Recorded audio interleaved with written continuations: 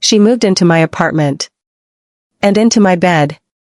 The first time I saw her, New York was humming the way only New York can, horns, sirens, steam rising through the grates, a million people hurrying somewhere. I wasn't one of them. I'd been standing in front of my own apartment building, keys in hand, staring at a text from my landlord that read, "My niece just arrived from Chicago. She needs a place for a few weeks. Hope you can help." I had said yes out of habit. I never said no to my landlord. Rent in Manhattan was too good to risk. But the idea of sharing my space, my carefully contained, perfectly silent bachelor apartment, felt like surrender. Then she appeared. A cab door opened, and a woman stepped out dragging a battered red suitcase. Wind tossed her dark hair across her face, and she looked up, smiling an apology for being late though she wasn't. She wore a long beige coat cinched at the waist, and when she spoke, her voice had the low, warm timbre of someone who read poetry out loud. "Hi. You must be Alex," she said. "Yeah, I managed." "You're Maya." She offered her hand. Her grip was soft but sure. For a heartbeat, New York's noise dimmed. Inside, she looked around like someone tasting air for the first time. My place was all glass and steel, every line clean, every surface cold. "Wow," she said, running a hand along the countertop. "You actually use coasters." "I'm an architect. Symmetry's a survival mechanism." Her laugh loosened something in the room, and in me. She unpacked only a few things, sketchbooks, a vintage camera, a half-dead plant she insisted would recover with sunlight. "I'm here for an art residency," she explained. "They delayed my studio housing, so, thank you for rescuing me from hotel prices." Rescuing. The word stuck. That night, we moved around each other like strangers pretending not to watch.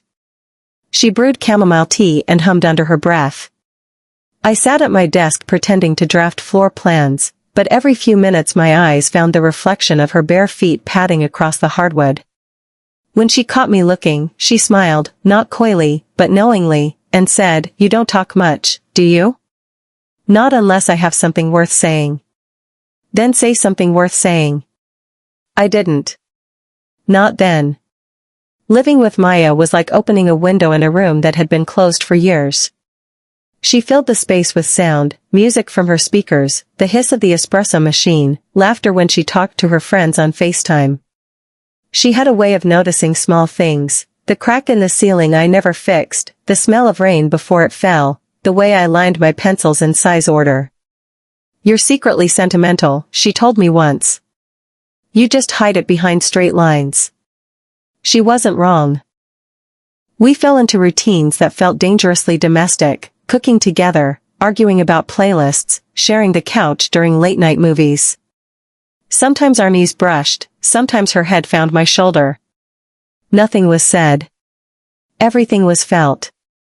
One night, she returned from her art program drenched by rain. I handed her a towel, and she looked up at me, eyes bright under dripping lashes. "Why are you being so careful, Alex?" she whispered. I had no answer, only the pulse in my throat. The next morning, I told myself distance was necessary. I buried myself in work, came home late, avoided the couch. But New York apartments are too small for avoidance. She started leaving tiny sketches on the counter, of buildings, of coffee cups, of me. Quick charcoal lines that captured more truth than photographs could. "Is this how you see me?" I asked one night, holding up a portrait. She leaned on the doorframe, smiling. "That's how you look when you think no one's watching." Her voice carried a tremor of something unnamed. That night, we sat on the balcony. The city glowed below us, yellow and silver. She pulled her knees to her chest, wearing my hoodie. "Do you ever feel like you built walls so high, you forgot what you were keeping out?" she asked. "Every day," I said. Silence stretched. Then she whispered, "Maybe it's time you let someone in." I turned toward her. Our faces were close, so close I could smell rain still lingering in her hair. "Maya." "Alex." It wasn't a kiss yet, only the gravity of one. But it changed everything. The next week, she mentioned a fellow artist named Daniel, tall, British, brilliant with light. The way she said his name triggered something sharp inside me. That evening, when she came home glowing from an exhibit, I was waiting on the couch. How was Daniel?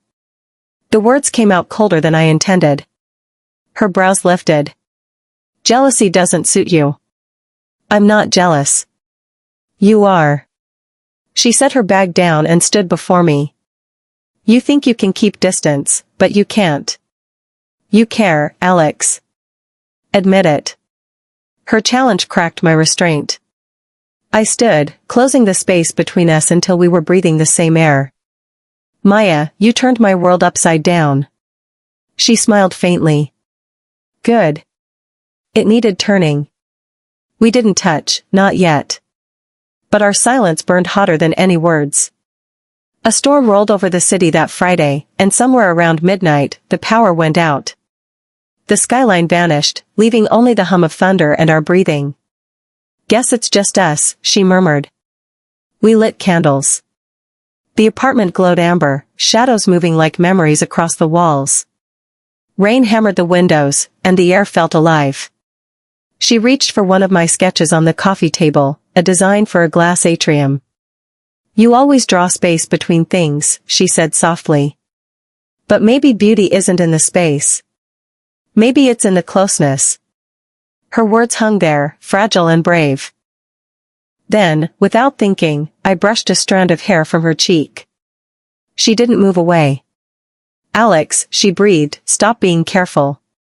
The world outside vanished in thunder, and for the first time I stopped thinking. I held her, not roughly, not gently, just completely. The warmth of her skin, the rhythm of her heartbeat, the way she melted against me, all of it said what words never could. In that storm, every wall I'd built came down. When dawn arrived, the city was quiet again. Light spilled through the curtains, pale and honest. She lay curled beside me, breathing softly, sunlight turning her hair to gold. I should probably move out before your landlord finds out what happened, she murmured, half asleep. Not a chance, I said. She laughed, eyes still closed. You're impossible. Architects don't like rebuilding once the foundation's perfect. She opened her eyes and looked at me, really looked. You think this is perfect? No, I said. I think it's real. Weeks turned into months. She finished her residency but never left. Her plant finally bloomed on the windowsill. My apartment changed, softer light, art on the walls, the smell of coffee and paint. We learned each other's rhythms, her late-night bursts of creativity, my early morning sketches. Sometimes we fought, over dishes, over deadlines, but every argument ended with laughter that tasted like forgiveness. One evening, she handed me a small canvas. On it, she'd painted our balcony view, the city alive under a violet sky. In the corner, two silhouettes leaned toward each other. It's us, she said. The night everything changed. I hung it above my drafting table. Months later, on a winter morning thick with snow, I found her standing by the window. She was staring at the street below, where people hurried through white drifts. What are you thinking about? I asked. How it all started, she said. I came here with one suitcase, thinking it was temporary. I didn't expect this. Neither did I. She turned, eyes shining. Do you ever wonder what would have happened if I'd found another apartment? Then New York would have stayed just a city, I said. Not home. Her smile trembled. Say that again. Home. She crossed the room and kissed me. It wasn't the urgent, stormlit kind from before. It was quiet, certain, the kind of kiss that rewrites a life. A year later, we hosted friends for dinner in the same apartment where we'd been strangers. The table was crowded with laughter, candles, and the smell of rosemary chicken. At one point, Maya raised a glass. To accidents, she said. Everyone laughed, not knowing the truth behind the toast. Later, after everyone left, I found her on the balcony, wrapped in a blanket. The city stretched before us, glittering like a promise, You know, she said, leaning into me, my landlord uncle still thinks I stayed here for 2 weeks. I smiled. Should we tell him the truth? Let's keep it our secret, she whispered.